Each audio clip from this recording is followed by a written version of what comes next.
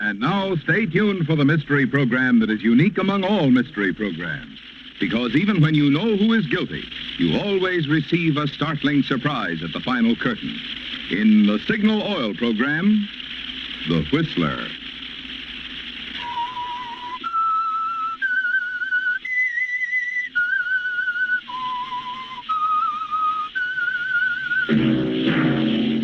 Signal, the famous Go Farther gasoline, invite you to sit back and enjoy another strange story by The Whistler.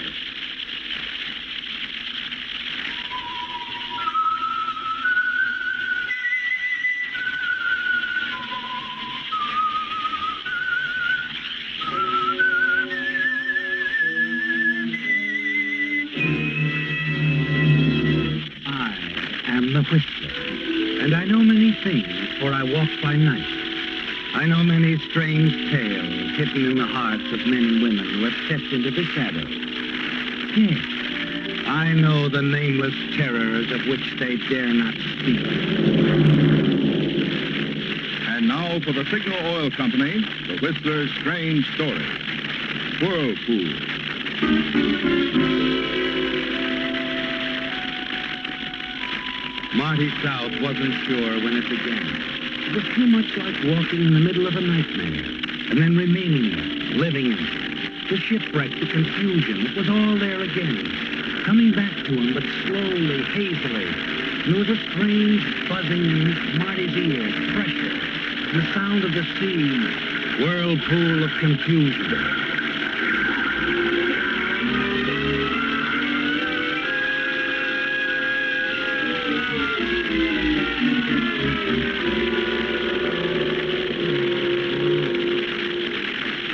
And then gradually out of the whirlpool, voices, dim, faintly at first, but voices, growing, coming closer and closer.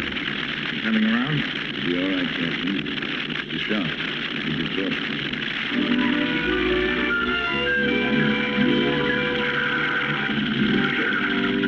But through it all, one thing seemed clear to Marty South, in focus.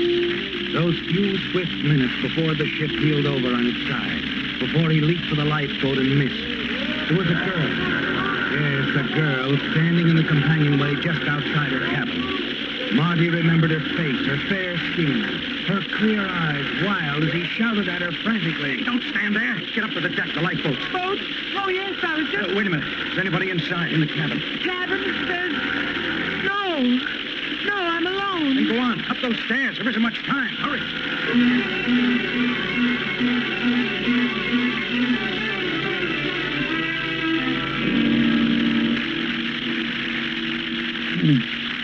Much time.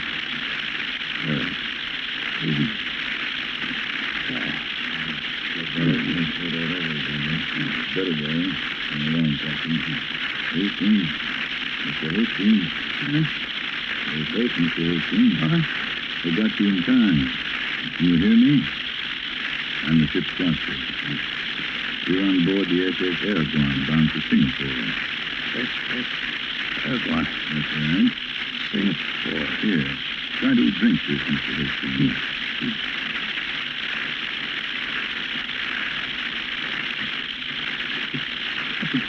All right.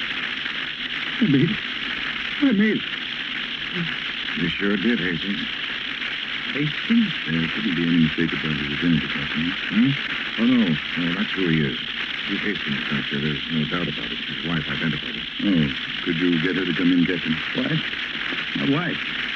No, No, just relax. You're suffering from shock, Mr. Hastings. Exhaustion and severe shock. No, but...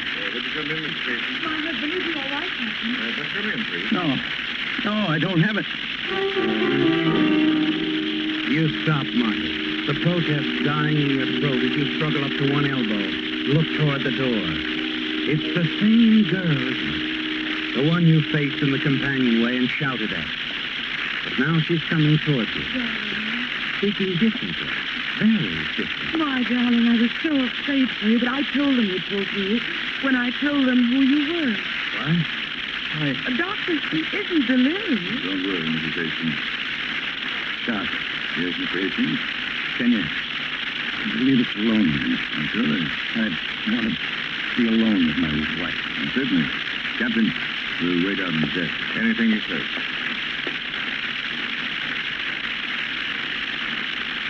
Okay. Now, you want to tell me what this is all about? But, darling, you shouldn't try to talk. Skip it. I can talk. So pitch me out. I'm okay. So Of course you are. my name's South. Like this, or in a full dress suit. It's South. Marty South. It's a nice name. I like it. That's fine. You, Mrs. Stephen Hastings of the Shanghai Hastings. You can call me Lucille. what about Mr. Hastings? My husband is dead. One that didn't make it? One that didn't make it. What happened to him? How come I don't know. Stop asking me. Stop looking at me like that. Like what? My husband, Stephen, was like that. In the cabin, when I first hit the alarm. He just sat there staring as if he welcome. Welcome what? Chance to die? I don't know. You couldn't get him out. No, I couldn't send anybody back here. I didn't think of something like that happening. I couldn't. You've been thinking since? Yes. Plenty out there. Well, come on, I'm waiting. My husband, Stephen, has some money for him. It's waiting for him now in Singapore. Waiting for Mr. Hastings to pick it up. Any Mr. Hastings will do. 20,000 now, 30,000 in a couple of weeks, 50,000 altogether. Half of it could be yours. Yes. To begin with, how can you staff me off with your husband here on board? There were quite a few survivors, I heard. Nobody knew Stephen. He stayed in his cabin half the voyage. Most of the others were picked up by the police. Your team in Singapore? No, the police is heading to the United States, and not a soul in Singapore knows that. Where'd the money come from?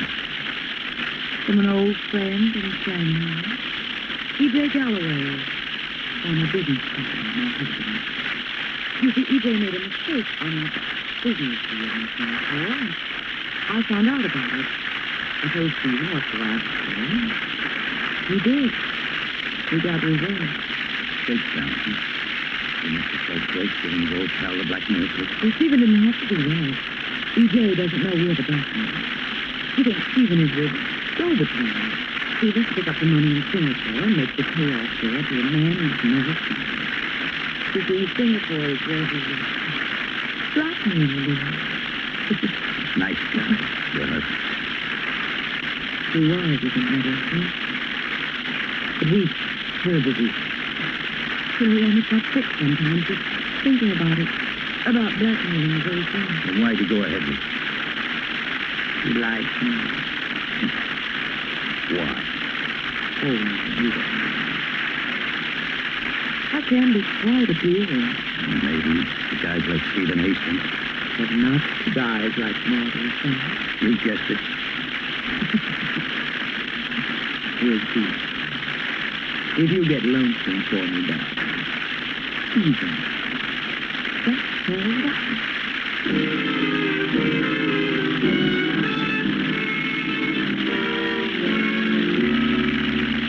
That's all, Marty, and then she's gone. Leaving you to think it over. But you know her kind. Lucille is a man trap. We figure she'll be back soon to try to help you make up your mind. But that's where you make a mistake, business mind. She lets you rest and think. At first you find yourself strangely curious. Then you think some more and you decide not to say anything to them about her husband, Stephen Hastings. Money is an important item to you, too, isn't it? Yes. Half a day out of Singapore, you can't stand it anymore. You call the doctor and send for her.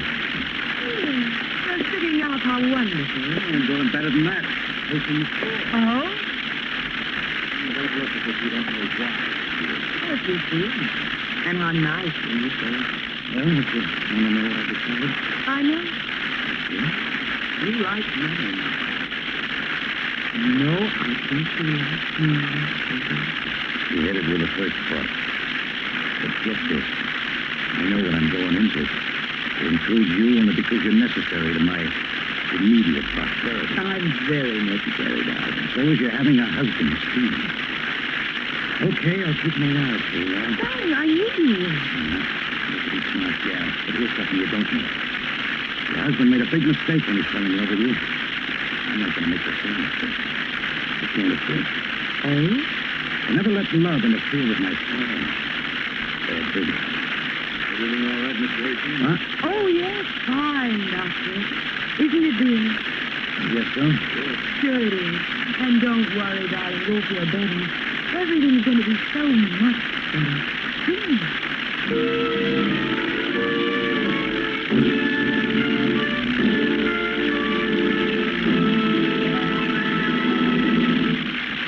This being the first program in March, I'm reminded of that old saying, in like a lion, out like a lamb. With Signal gasoline, it's just the other way around. It goes into your car as a clear liquid, innocent looking as a lamb.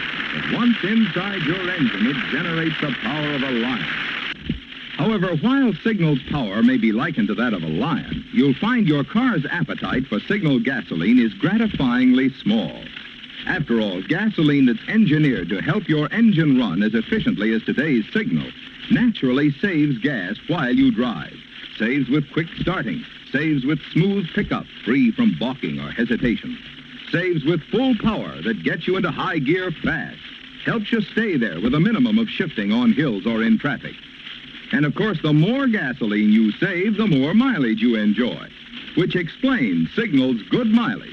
And the reason we say mileage and performance go hand in hand. To get both, get Signal, the famous Go Farther gasoline.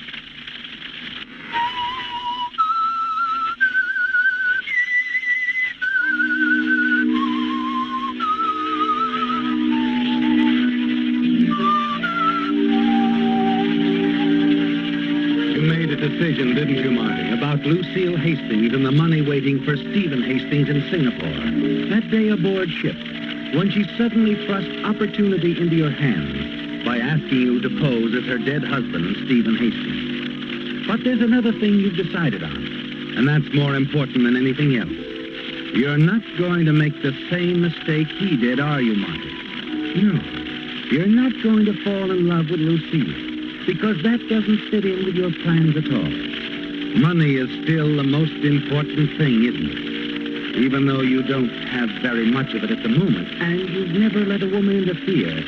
You've never let your heart rule your head where money is concerned.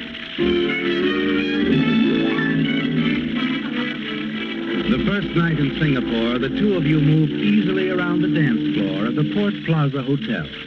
Seemingly the very devoted married couple, Mr. and Mrs. Stephen Hastings.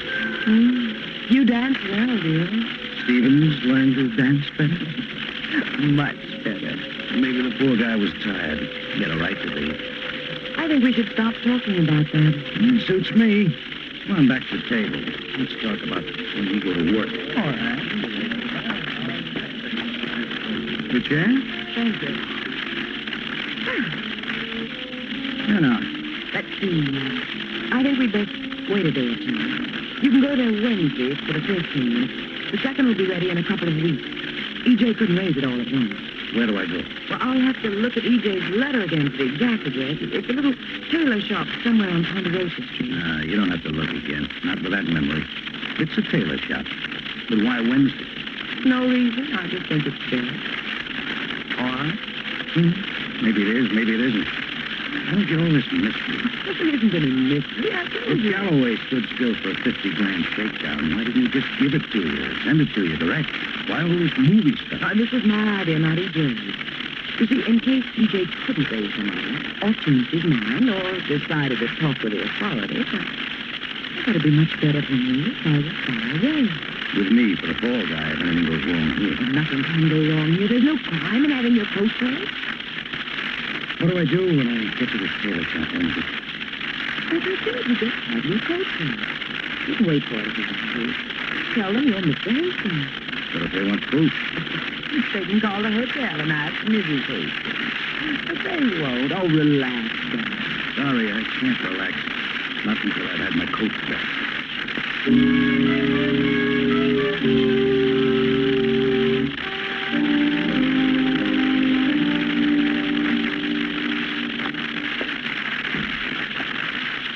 Good morning, sir. I want to get this coat pressed. I'll wait for the name's Hastings. Oh, yes. And you're staying? The Port Plaza. What? Nothing, Mr. Hastings. Just curious. If you were going to call or anything, my wife isn't there. She went shopping. No, Mr. Hastings. Your coat, please. I'll take it for you right away. Good. You watch the proprietor of the little tailor shop as he takes his coat, moves off toward the back of the establishment. You look around nervously, ready to run for it if anything goes wrong. But nothing does. He's back in a matter of minutes, isn't he? Handing the newly pressed coat across the counter. You pay him and slip it on. Feel the bulge of a heavy envelope in the inside pocket. Satisfactory, sir? I think so. Thanks. Will you be dropping in again? Yeah. Perhaps if you'd call the day before. Oh, okay. We'll give you quick service, sir. Good morning.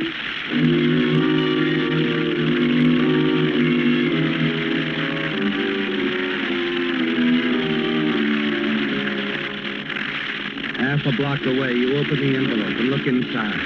It's there, isn't it? $20,000. You smile as you put it away.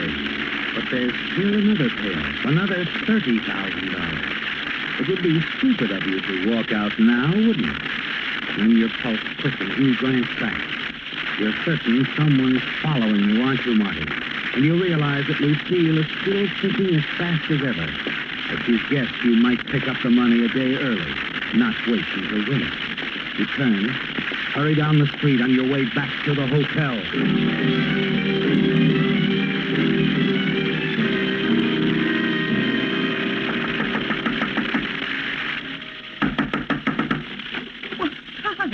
You don't have to knock the door down. My own husband. What'll the neighbors think? Never mind. Inside. That's so exciting. What kind of a double cross is this? You had me followed, didn't you? Did I? That fat guy in a white suit. You gonna tell me what's going on? When you calm down, you might tell me. And I went there. It's like you said. The tailor shop? Yeah. Went through the whole routine. Didn't they give you the money? That's not the beef, Lucille. I'm talking about the guy who picked me up on the way out. One of your pals, huh? A high-powered insurance policy. You're not making sense, darling. If somebody followed you, it's because you're in Singapore. Stay out of the alleys, darling, in rough neighborhoods. This is a big, bad city. Wish I could buy that. You can buy anything, Mr. Hastings. How much you get? 20,000. Yeah, it's in the envelope. Pretty, isn't it? Darling. Yeah? Speaking of double crosses, I thought I told you not to go to the tailor shop until Wednesday. It's only Tuesday. All right, I'll forgive you this time. Will you? I'll try. Oh. What are you thinking? Something pretty foolish. But sometimes you'd really like to level.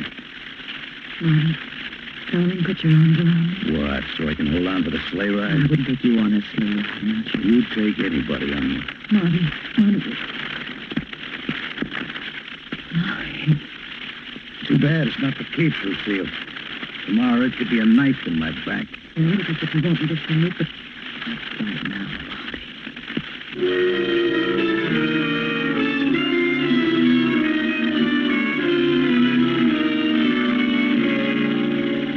Your mind is spinning as you leave her, Marty. You're afraid, aren't you? Because the one thing you've tried to guard against is happening. Slowly, surely, you're falling for her. And you know what it can mean.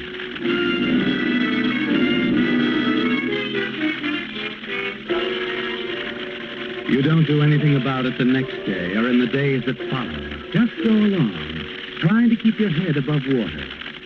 Then one night, as you walk alone through the streets of Singapore, you catch sight of him again, the man she's had following. Hurry forward, turn into an alley, and stop. Wait. Here I am, mister. What do you want? Just a moment, Mr. Hastings. I just wanted to talk it over. Talk what over? Why, the deal. I thought maybe you'd changed your mind the way you've been acting, avoiding me. Of course, this is a crazy setup. Oh? I naturally thought you were going to meet me here when you got in last week and set it all up. naturally, but... Well, I almost forgot what you looked like. You didn't know what I looked like. You never saw me before. You made the deal with the man I worked for, remember? I think you'd better keep talking, Mr... Gray is good enough. Mr. Gray. Might be. Oh, I don't blame you for being careful, Mr. Hastings. Our deal like this. But how does this sound to you? You take your wife to the Red Angel Cafe tomorrow night. Just casually have dinner with her, the last one, then stroll out on the terrace. The terrace? Yes. Hardly anyone ever there. Just give me a chance to get lined up and then light her cigarette. The match will give me a target, an easy one. What do you know? Stephen. It hit you suddenly. Stephen Hastings, the weakling. He'd actually set up a plan to kill her at the end of the voyage. A plan that he was too weak to go through with. Perfect, isn't it? You can get rid of Lucille tomorrow night.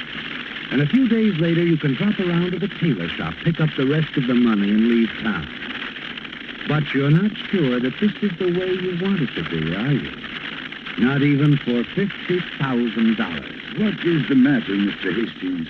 You haven't changed your mind. Changed my mind? Well, I would like a little more time to think it over. I've been doing some thinking. I want the $5,000 you agreed on, Mr. Hastings. 5,000. Okay, we'll get it. Yes. Please leave it in your hotel box. Small, new bill. Cash. Yeah, sure. It's great. Yes? If the money's in the box, tomorrow night, you'll see us, my wife and me, at the Red Angel Cafe. On the terrace. Yes. I'm to light the cigarette. That is right, Mr. Hastings. And take your time thinking it over.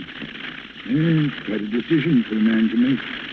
In your position, I don't blame you. You sleep on it. I don't mind waiting a little longer.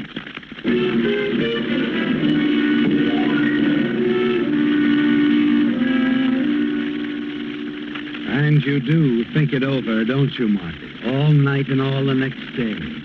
It's the hardest decision you've ever had to make. You remember Lucille's beauty, her lovely voice, the fun you've had together during the little time you've known her, pleasant times you might have in the future.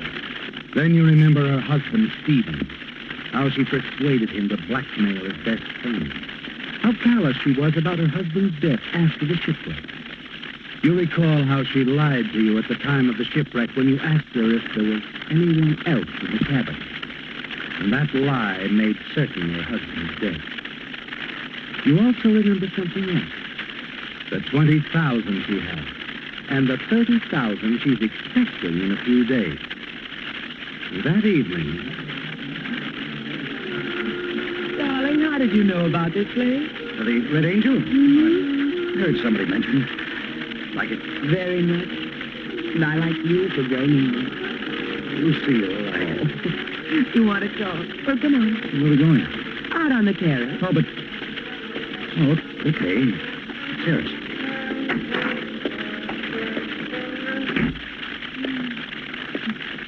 You can see the lights in the harbor. Beautiful, isn't it? Yeah. Marty, you were going to tell me something, weren't you? Yeah, I was. I think I know what it is. You know, Marty, you're not like Stephen at all. You're anything but weak. Except when it comes to putting this sort of thing into use. Oh, give me a cigarette, Tom. What? I said, give me a cigarette. Anything wrong with that? No. Nothing wrong. Here. Thank you, Marty. You know, just the way you're looking at me tells me something. You do love me, don't you? I don't know. Do I? Oh, would you give me a light?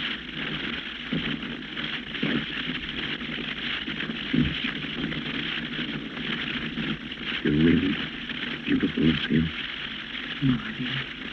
There's something else. Never forget. Here's your light. Thank you, darling.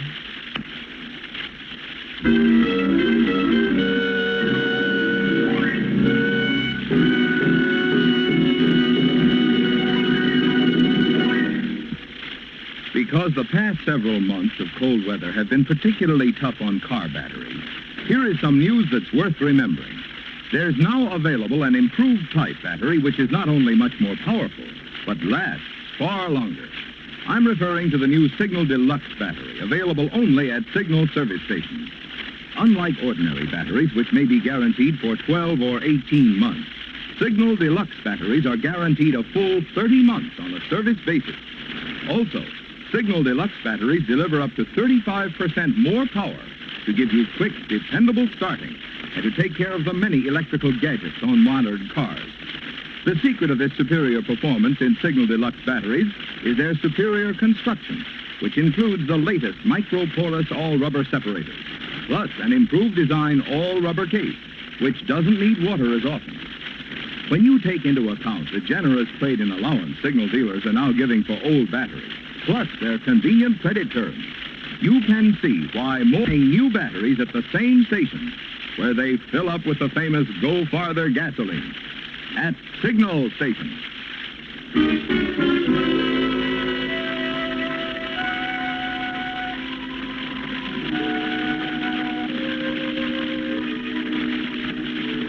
It was like a whirlpool, the shipwreck, the swirling waters. Marty South, fighting his way through the sea, awakened to find a new life and wealth placed in his hands by Lucille Hastings. But somehow, in the police station at Singapore, that part of the story was a little concerning as the arresting officers huddled around a man sitting under the glaring white light. Come on, Gray. We know you did it. No. You've been followed since you asked for that money in Hastings' hotel box. The clerk didn't like your look. Mr. Hastings gave me the money. He left it for me. What was it for? The killing? No. Gray, you were seen firing the gun. How do you think he arrested you so quickly? Oh, I did it. But it was Hastings' idea. That's what the money was for. But why did I guess Hastings was just tired of everything. He was a weakling. Suicide's been on his mind for months, only he didn't have the nerve. So he hired us, me, to do it for him. But why his wife? Oh, how do I know? He was crazy about her, I guess. Didn't want anyone else to have her. That's the only reason I can think of why Hastings set up this deal. So they'd both die together.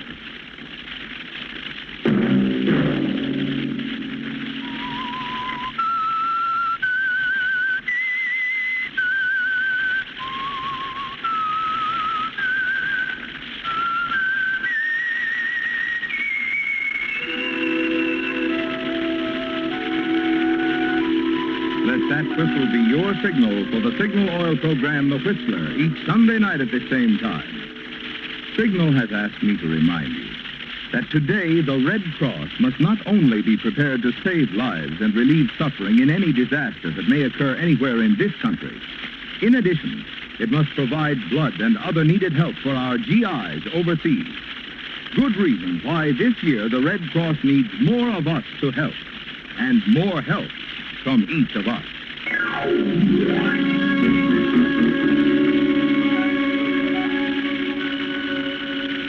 Featured in tonight's story were Bill Foreman as the Whistler, Jack Moyles, Betty Lou Gerson, Ted Von Elk, Raymond Burr, and Byron Kane. The Whistler was produced and directed by George W. Allen, with story by Joel Malone, music by Wilbur Hatch, and was transmitted overseas by the Armed Forces Radio Service. The Whistler was entirely fictional, and all characters portrayed on The Whistler are also fictional. Any similarity of names or resemblance to persons living or dead is purely coincidental. Remember to tune in at this same time next Sunday when the Signal Oil Company will bring you another strange story by The Whistler. Marvin Miller speaking for the Signal Oil Company. Stay tuned now for our Miss Brooks starring Eve Arden, which follows immediately over most of these stations. This is the CBS Radio Network.